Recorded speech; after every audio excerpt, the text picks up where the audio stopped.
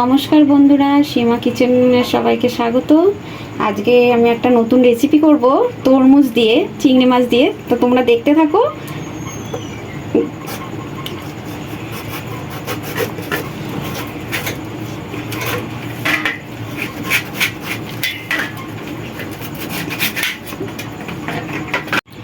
এইভাবে সুন্দর করে ছাড়িয়ে নিলাম চাকু দিয়ে, দেখতে থাকো।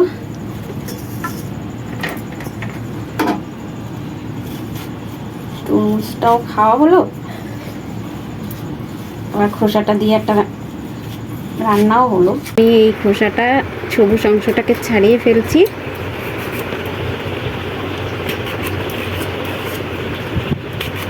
ছাড়িয়ে আমি এটাকে কুচি কুচি করে কেটে নেব।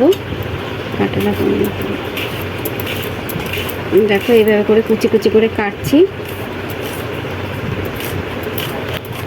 কুচি কুচি করে কেটে নিলাম এরকমভাবে। তরমুজটা রান্না করার জন্য আমি এখন তেল নিয়ে নিলাম, সর্ষের তেল দিলাম। আমি বড়িটা আগে ভেজে নেব।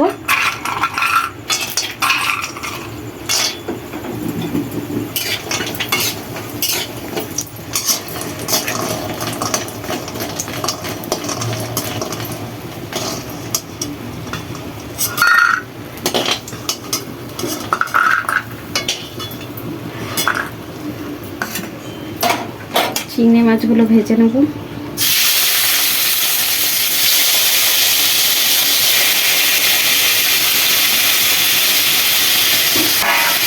ভাজার মধ্যে একটু নুন দিয়ে দিই, তো হলুদ দিয়ে দিলাম।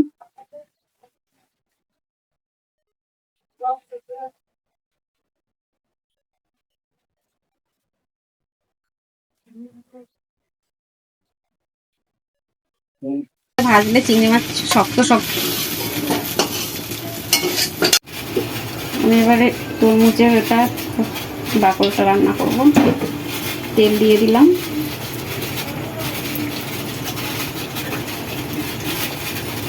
শুকনো লঙ্কা ফোড়ন দিয়ে দিই।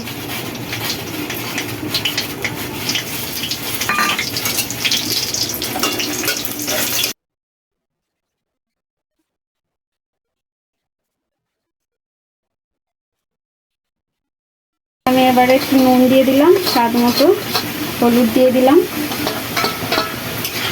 আমি কুচি কুচি করে কেটে দিলাম।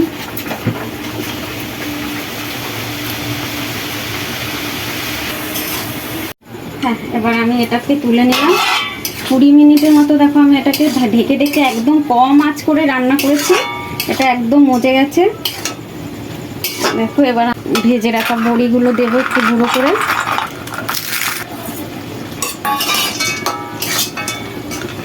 দিয়ে দিলাম চিংড়ি মাছগুলো।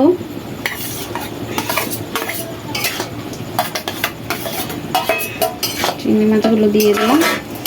এবার আর একটু জলটাকে ভালো করে একটু শুকিয়ে নেব। তখন এটা দেখে নিই কত। দেখো, ভালো হয়ে এসছে, প্রায় কি সুন্দর হয়েছে, একদম মাখা মাখা।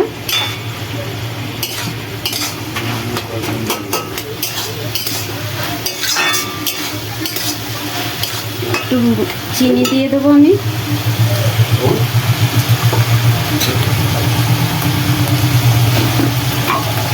স্বাদ মতো চিনি দেবো।